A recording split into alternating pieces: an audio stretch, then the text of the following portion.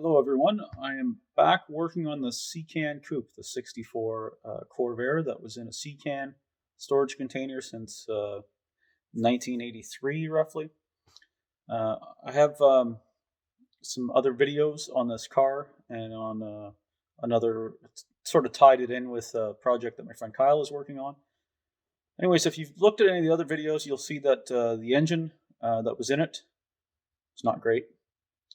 So I've been working on rebuilding it. I think I'm going to go with the term overhauling it because I didn't split the block. The cam was good. The crank measured in spec, so it didn't have to split the block. So what it is, it's a 64, 95 horsepower engine, 95 horsepower block. So let's get the 95 horsepower cam. But I went to late model cylinder heads and late model cylinders. So the inside diameter of the cylinder head on a early model Corvair is slightly smaller than on a late model Corvair. Even though they're on a 64, they're still 164 cubic inch. I went to a 30 thou over late model piston and cylinder set. The reason I did that was availability. And then I went to a 110 horsepower cylinder head. Now 95s are quite a smooth engine and they're pretty much my favorite Corvair engine. But apparently, a friend of mine, Dave Binney, has experimented with this a few times and tried 110 heads on a 95 engine.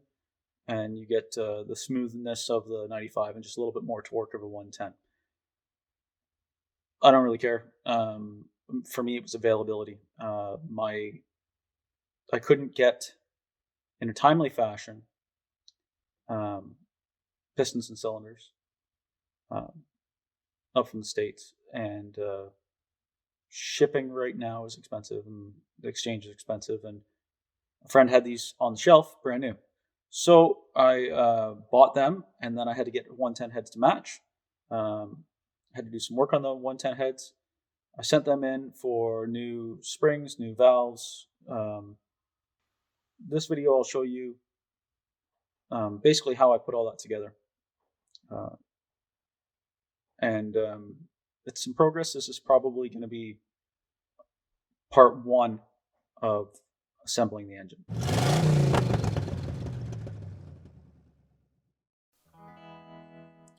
So you can see I'm removing the bolt that's in the end of the crankshaft that holds on the harmonic balancer pulley. And there's a big fat washer behind there. And this is my short harmonic balancer puller that's available from Clark's Corvair. It's designed so you can remove the balancer while still in the car because there's not a lot of clearance. You can see that I have to block it with a screwdriver against one of the vanes on the casting on the block. I'm using a 3/4 inch ratchet wrench, which is clearly not the right tool for the job because I'm sliding all over the place. So you need a deep socket and a good long-handled ratchet, and it's not really a problem at all. It pops right off.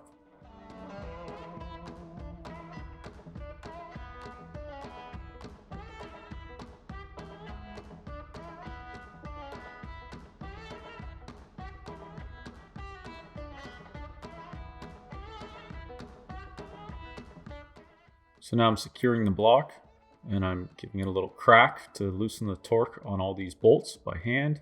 And then I use the battery ratchet to take out all the bolts on this oil pump housing.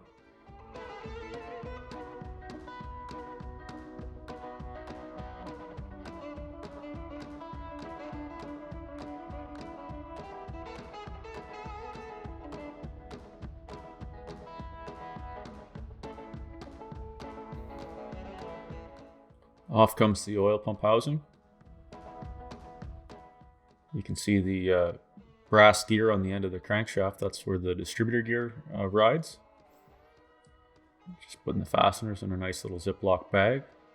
Now I'm taking off the adapter that holds on the oil cooler.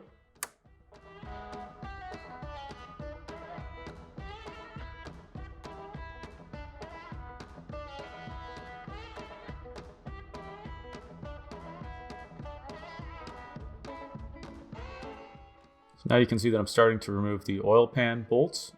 There's quite a few of them, so a battery ratchet is your best friend in this circumstance. And I'm just making my way around, and a good tip is to put these in a container or a Ziploc bag so you don't lose them for later, and you can clean them up and reinstall them.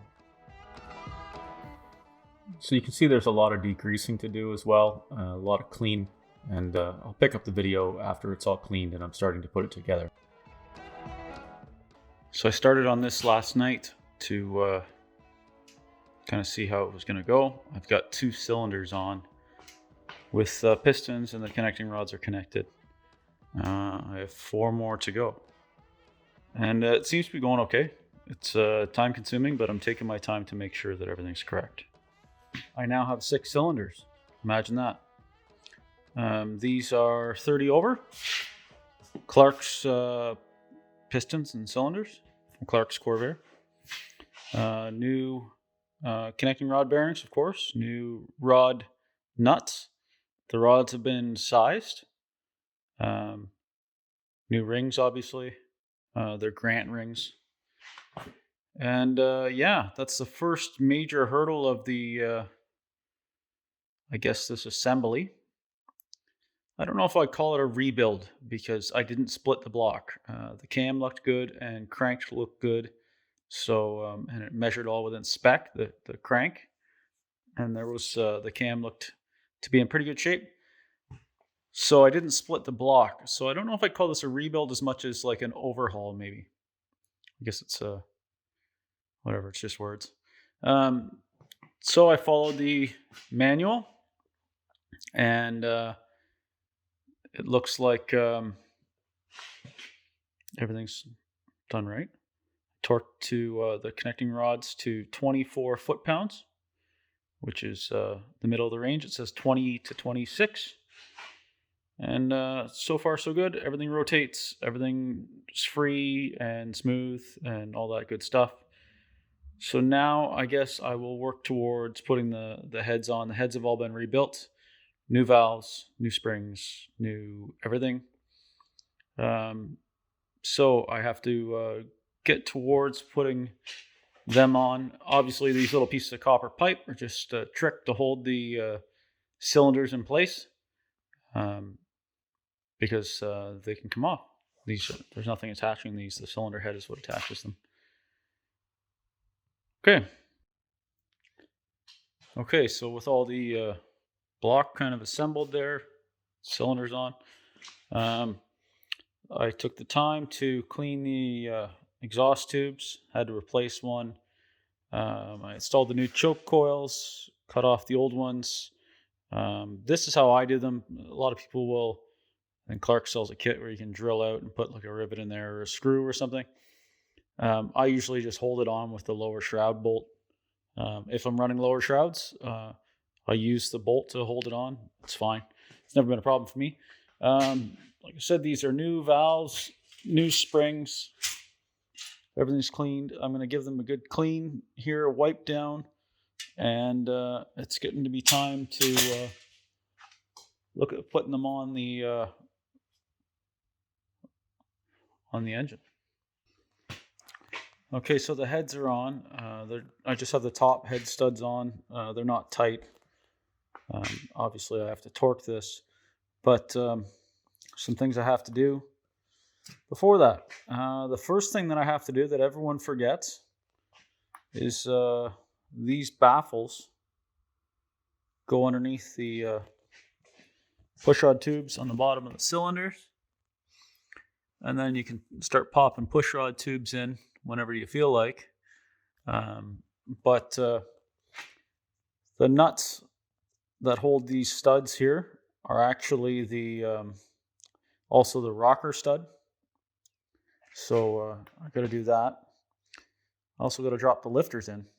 That'd be good. I can't forget about that part. But yeah, I got to do the baffles, the lifters, the pushrod tubes, and the lower head studs with all new Viton O-rings. And the pushrod tubes get Viton O-rings, and the there's a Viton that goes around this stud.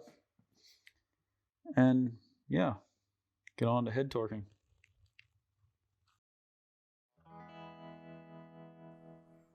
You can see I'm putting on the Vitons that go around the head nuts that are also the rocker studs.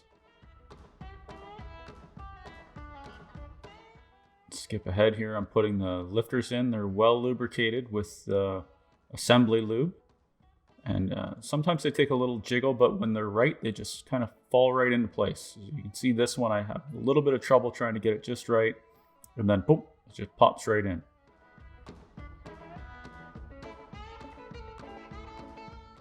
Skip ahead now to after all the lifters are installed. It's time to install the pushrod tubes.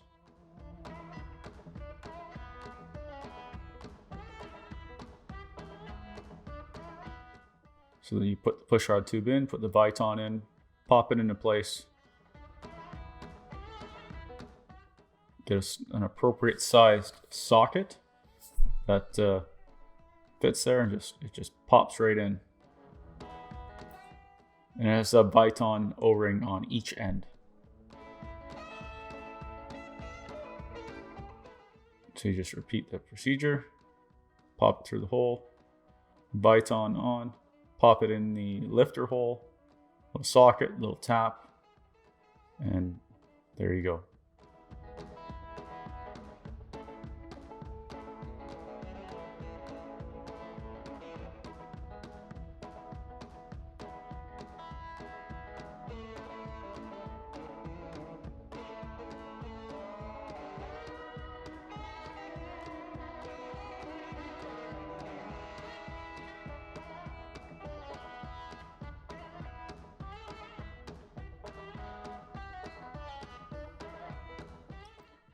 Now I put some assembly lube on these studs, and you can see that the plate goes in behind, the guide plate, and the U, there's a stamped U on there, and that, to me, it means up. So the U is always supposed to face out.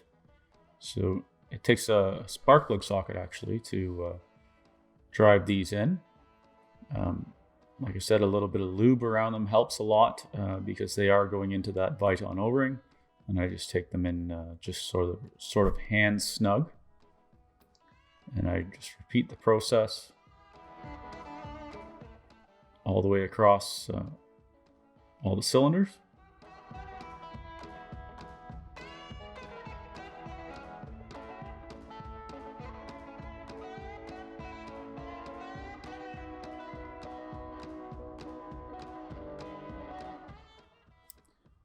So here I am torquing the cylinder head.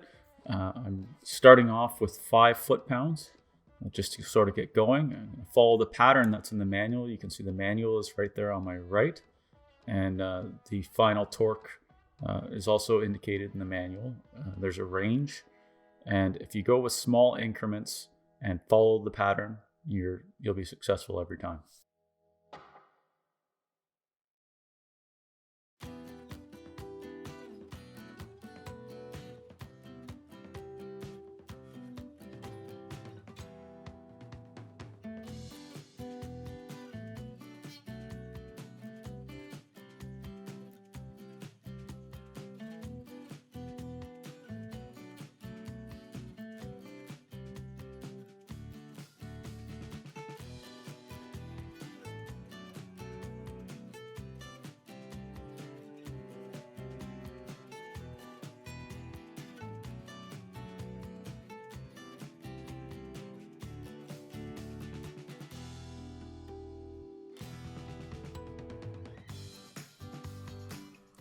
You can see all my push rods are installed, and now I'm just adding some assembly lube to the rocker tips and just setting them in place.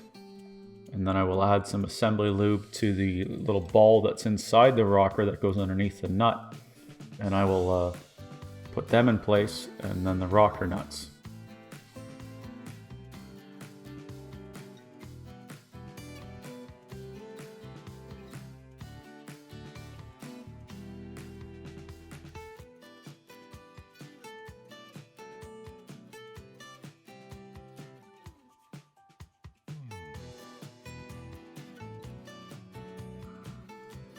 shiny spots you see on the rocker arms there, that's just assembly lube. It's not grease or anything. I know it doesn't look very clean right now, but they are very clean. They're fresh out of the parts washer. Everything is just got a little bit of assembly lube on it, which certainly doesn't hurt anything.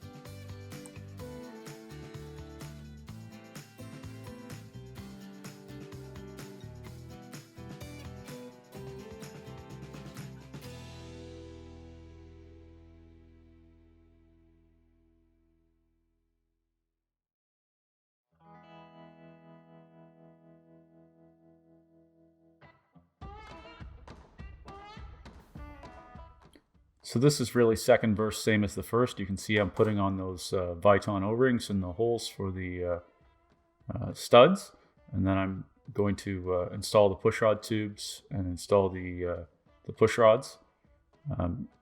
You can see it from a better angle this time, so I thought it was important to lead this clip in. You can also see that I have the O-ring on the top side, and then I put it through the cylinder head and then put it on the bottom side where it sets into the lifter hole.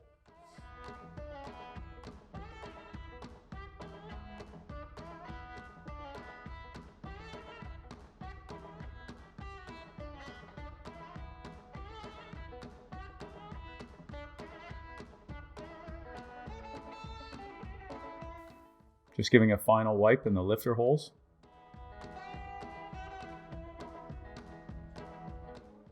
Lots of assembly lube on the lifters, and they just pop right into place, as I mentioned before.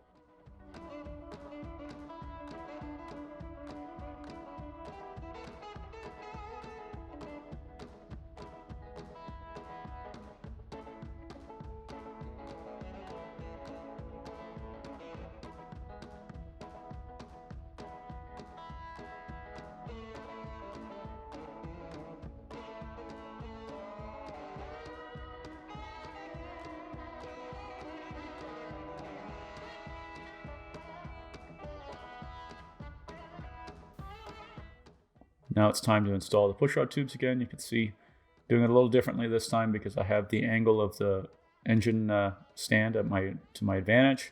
I can put the pushrod tubes all in the holes and then just go along and give them a quick tap, and in they go. You can see that I'm installing those plates and the guide plates and those rocker studs. You can see I've just sort of put some assembly lube on them and then started them in the O-ring. And then I will go along after and drive them in with the socket and ratchet, just hand tight.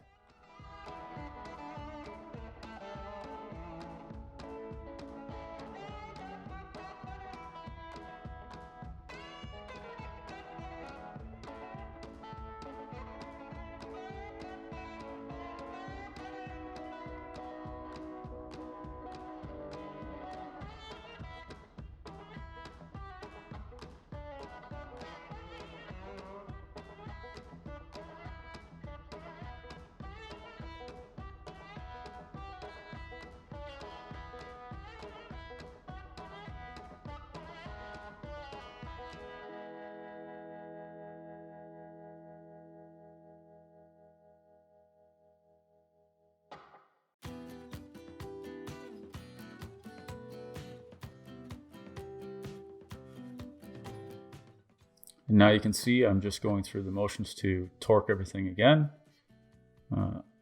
It also, it's of note that it takes 2 different size sockets, and you should follow the exact torque pattern that's in the manual in small increments, as I mentioned before.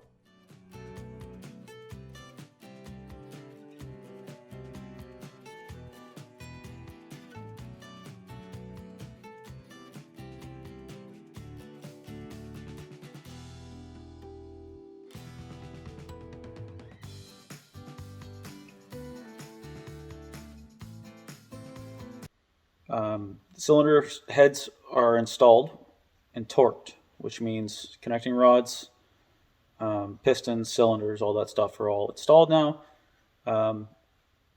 New lifters are installed. basically the Valvetrain is installed. Valve adjustment isn't set, not even close. I will do that when it's closer to firing up. Next is oil pump housing on the end. That's in the parts washer now. I got to finish cleaning that up and put it in, and then install the new oil pump gears. And then probably put the top cover on, the blower housing, and put the work towards getting the bell housing on, which means I have to take it off the engine stand and put it on my my lift table. So I need to make sure that everything that I want to do where I can spin the engine around freely is done before I set it on the lift table and install the bell housing. And that kind of starts to tighten things up, and then I can get into installing shrouds and stuff. I can actually put it back on the engine stand if I want to be able to rotate things and whatnot. But then it gets closer to installing shrouds, and it gets a lot more into looking like an engine. So far, it's been interesting. The only thing that I can say about torquing cylinder heads, particularly on a Corvair, is small increments.